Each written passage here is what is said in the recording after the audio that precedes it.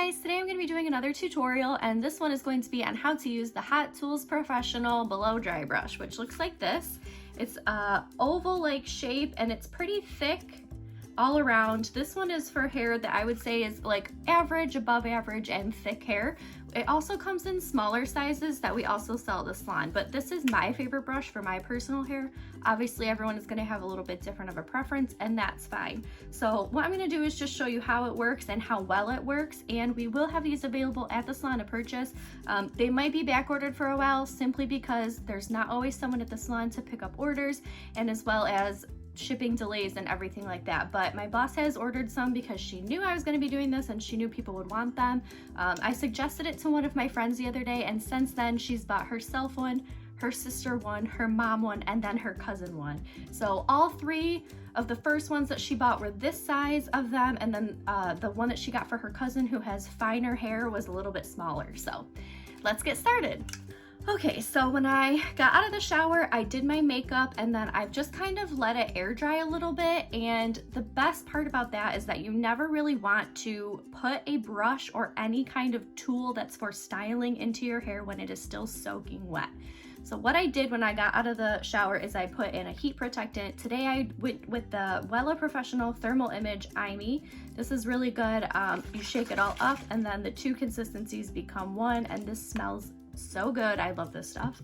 And then this is the It's a 10 Miracle this is the potion, and this has the keratin in it, and I love this stuff as well.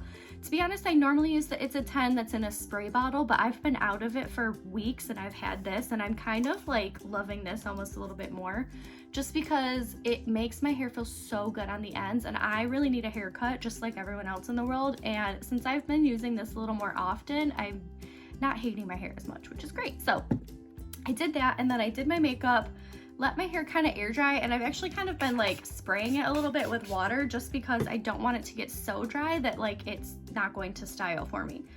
So the best thing to remember when you're going to blow dry or do anything with a round brush or anything of that sort is that wet hair has no memory. My teachers always used to say that to me in beauty school, and I tell it to my clients probably every single day. Wet hair has no memory.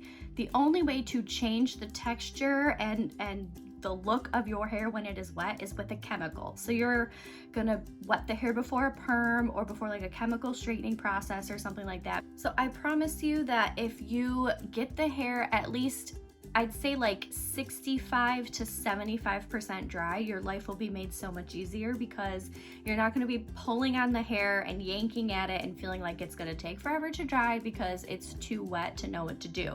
So my hair, like I said, is like pretty damp still, but it's not soaking wet by any means. I couldn't wring it out if I wanted to. If you can wring out your hair before you're going to put anything in it, it's too wet. You gotta dial it back a little and make sure that you can get stuff in there and make sure it can go through there easily, the brushes and everything.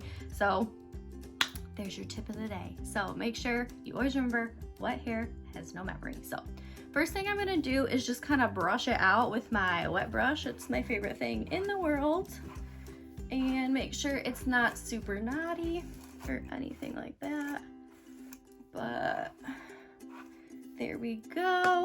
And then now typically I would part my hair like this, and I do the on the side to kind of maximize the volume, I guess, just because down the middle right now, because I need a haircut so bad, doesn't feel like it's giving me any volume. So what I'm actually gonna do is blow dry it this way so that when I flip it, I have maximum volume.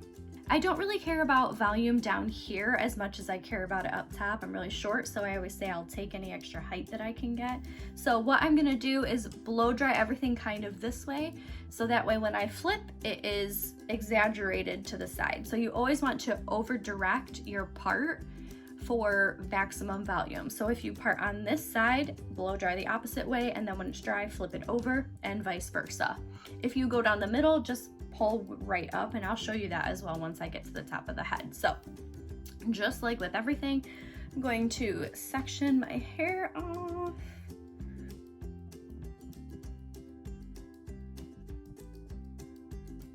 Where'd all my clips go?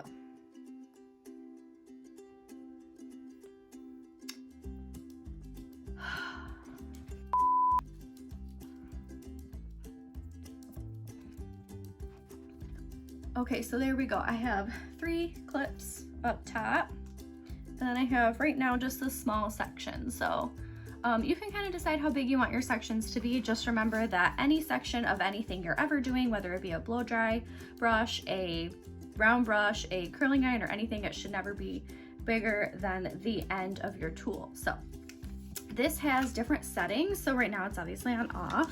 And then it also has cool, low, and high. So I'm gonna start right now just on low. So it's a turn. So hopefully you can still hear me over this, but all you gotta do is put it in there.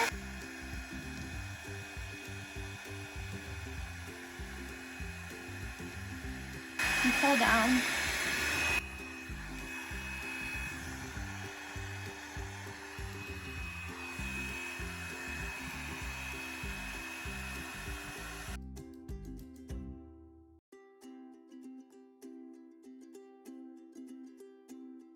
So I'm gonna turn it off for a second. So if you notice, I'm taking the smaller side. So there's this side and then there's this side, right?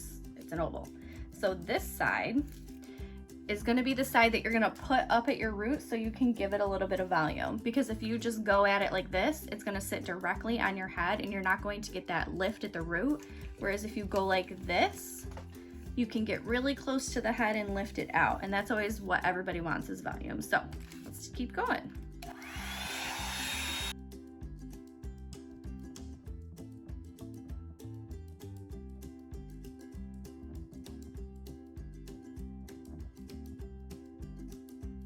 I'm gonna switch it to high now just because I feel like I use everything on high and it's a bad habit. So if you're like me, go for it.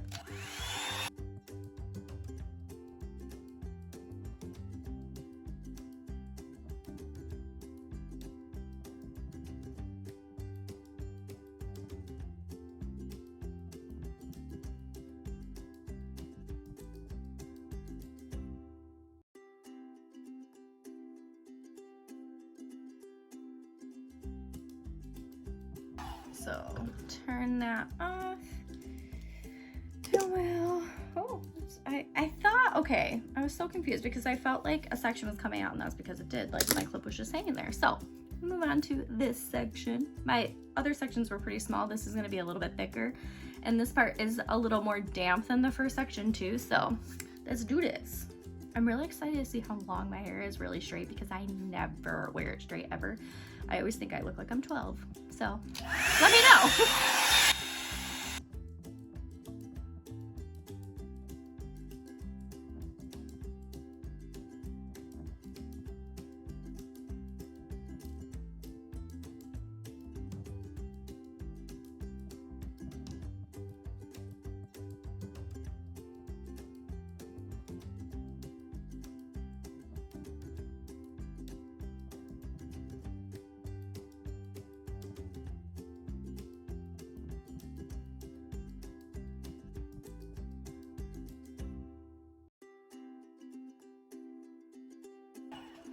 Okay, so there's the second section.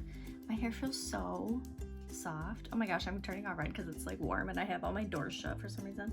Okay, so another little trick is that the cool setting, I feel like not enough people really utilize the cool setting, and it helps close the cuticle back down, just like with anything, like the colder it is, the more condensed it feels. So the cool really helps like close that cuticle. So if you feel like, you know, you really need that extra little punch at the end, just kind of pop it on cool.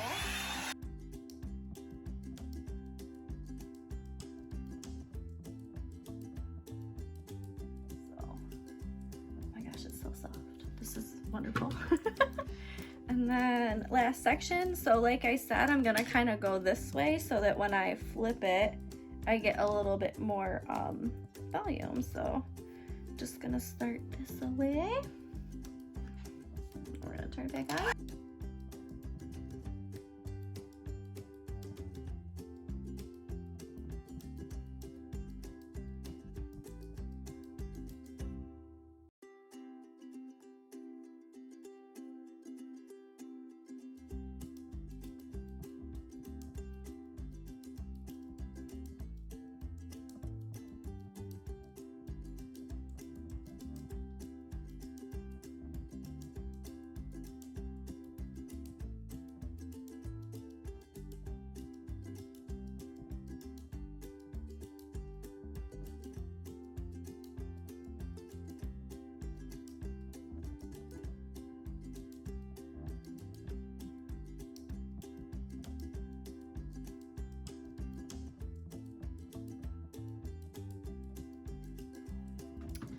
Okay, so as you can tell, my hair is looking bomb.com already. And so, like I said, I flipped it this way so that when I flip it back over, I get maximum height. So now when I go like that, I have so much more volume than I normally would. So I'm kind of super in love with this. Oh my gosh, my chest is so red. I don't know why I shut my door. I shouldn't have done that because it does, these get hot, like not hot that like you can't touch them or anything, but like it's sunny in here and it's the whole thing. So nice and smooth. It feels so good to the touch. My hair's not hot at all. It cools off right away. And it has lots of volume, which is my favorite thing. So you get like the straightened look without actually having to use a flat iron. The reason I was kind of going under is because when people just go straight down, they tend to get like little shelves almost in their hair. Like you can see every single layer and everything, whereas most people want their layers to blend. So if you put like the tiniest little bit of bend on it with a flat iron as well, you get to, it just blends more. So you get to like a better effect. So that's my favorite little trick. And so, yeah, I just really love it.